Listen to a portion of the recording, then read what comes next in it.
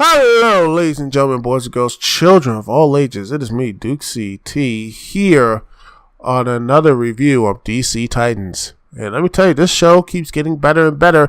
And it's not because of this should be the best episode of the series. And funny enough, the Titans have little to nothing to do with it. Well, technically one. I mean, Beast Boy was there and he was featured properly, and same as Raven.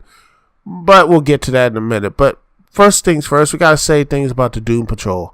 Wow, these guys, I like these guys, and Elasti-Woman, they did a really good job here. I think they have done a heck of a job building these characters up, from Niels Caulder to Elasti-Woman, Elasti-Woman, Cliff Steele, Roboman, and Larry Tanner, Negative Man. Even though they didn't show any powers from Negative Man, it seems like, they pretty much are teamed as a tease. And I can't wait to see how this works. This series works, because I think the characters in Doom Patrol really looked good. I like how Robot Man looks and walks. I like the practical effects. I always will say this. I think practical will have a special place in my heart, because it seems more grounded in reality, more of a even though this is more fantastical, you can't really get that CGI. It makes it feel plastic and not really here.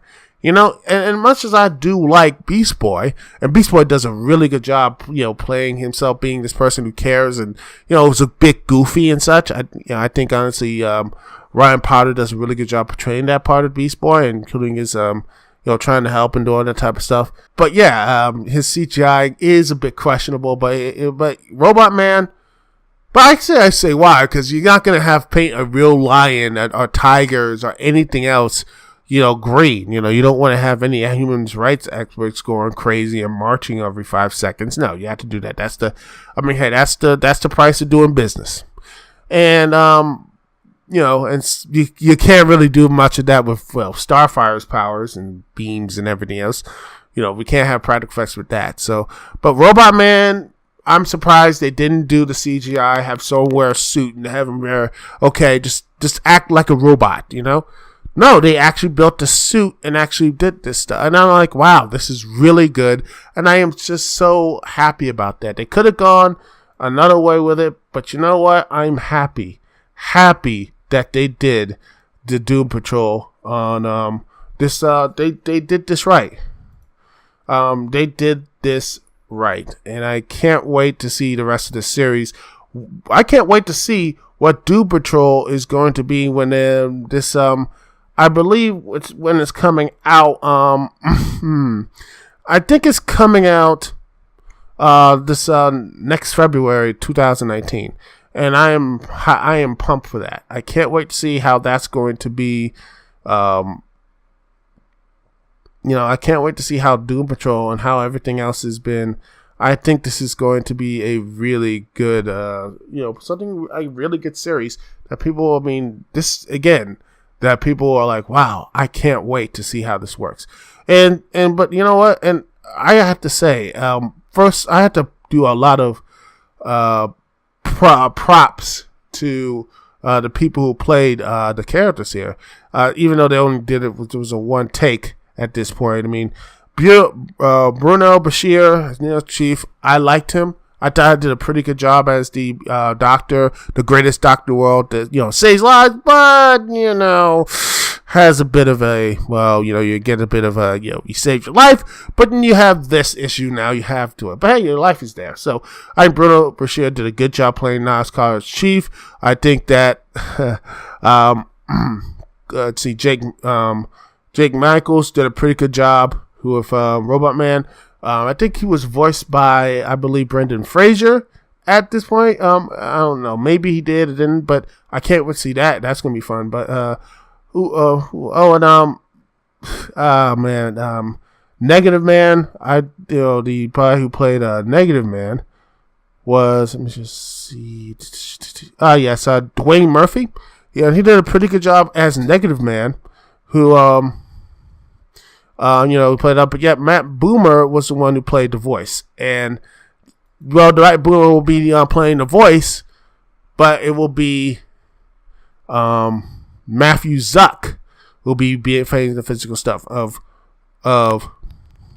Negative Man. But the characters here, what they did was really good. And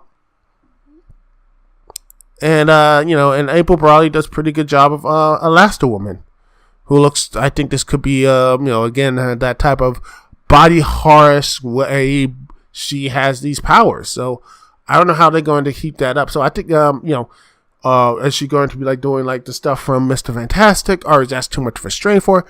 I'm interested because during the dinner scene, she eats a lot. She must have keeps her energy up or whatever, and you see her face start to melt away. And Raven, I gotta say this, Raven, whew, I mean, Tyler Croft is really doing a hell of a job with Raven, and being like, I'm like, this, oh my gosh, I mean, every time you see the show, like, you slowly get into it, like, the character is slowly getting into it, the actor's like, okay, this is the moment.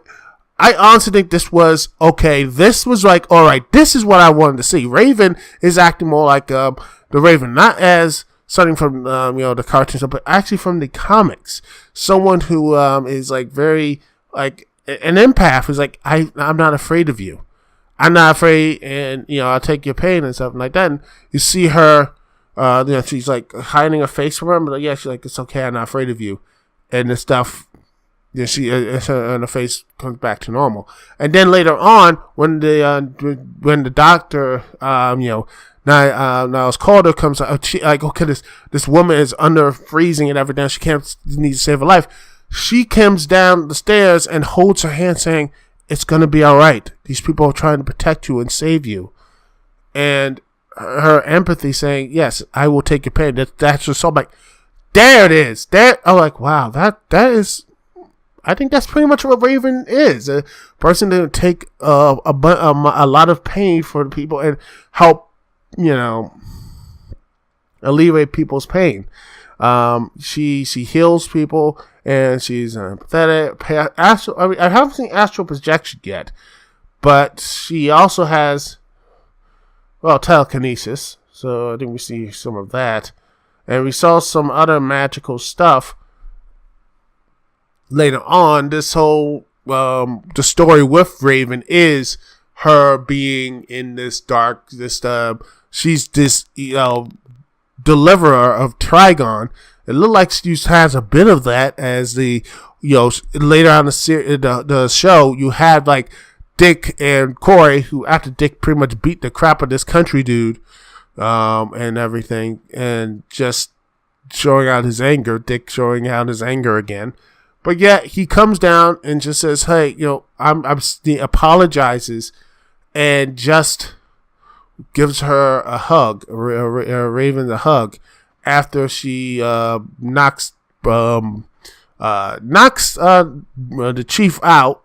Somehow breaks his back. He's so much of a good doctor that he he's like, yep, I fixed my bone back issues, and then like, oops, sorry, your back is screwed up again after one, that sort of thing. But yet then again, he's not really a superhero or such. So yeah, it looks his back is broken again. But don't worry, but I think by the time the series up, by the time Doom Patrol's up, his series, he will be like, okay, I'm walking again.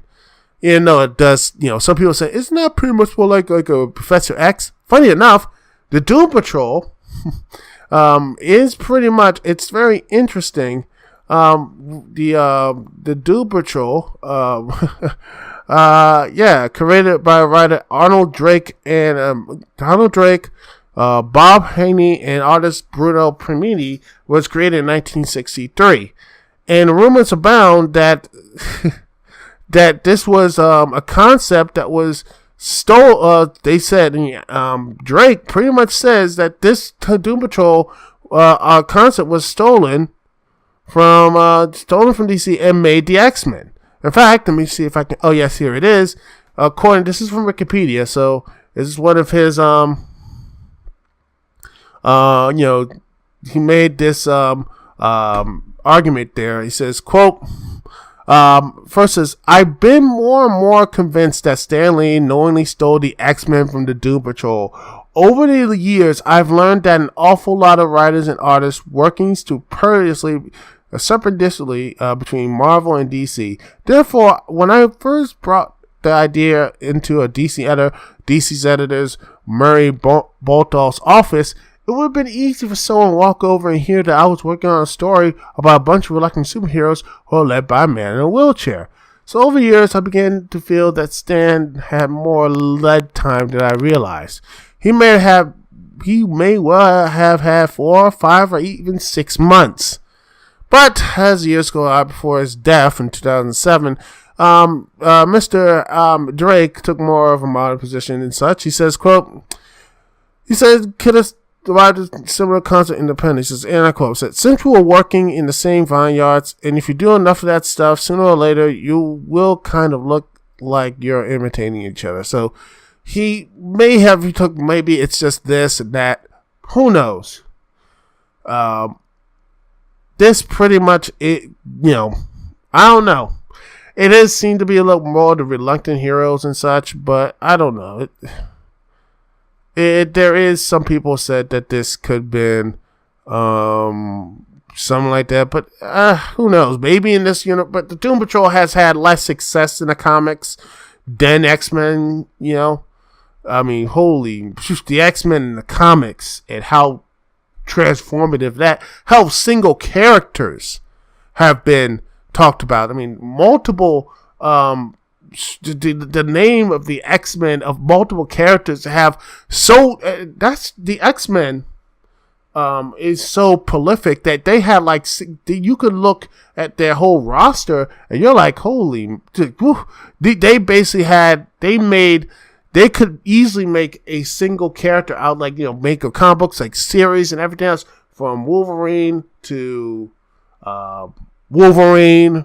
But on the real, they have a ton of great characters in the X-Men, and Doom Patrol has some, but who knows? I don't know if they actually could have had it, because in the entire series, for the most part, did not have much success. Here's hoping that in the live action such, which they are right now, maybe they'll finally get a little bit of love in this series. Trust me, I think with the way they have trained this episode, maybe they'll get more love in the live action route and such. So who knows? And maybe this time, that Doom Patrol won't have a very negative and sad ending like most in their books. So that's the hope. So yeah. But you know what? This episode was really good. Each characters has performed there. Each one, you just look and say, you know what?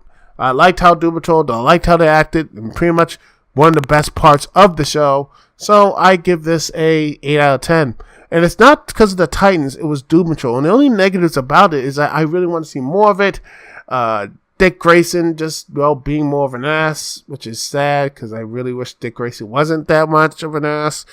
And maybe that will lead to somewhere. And, Starfire's in that thing, that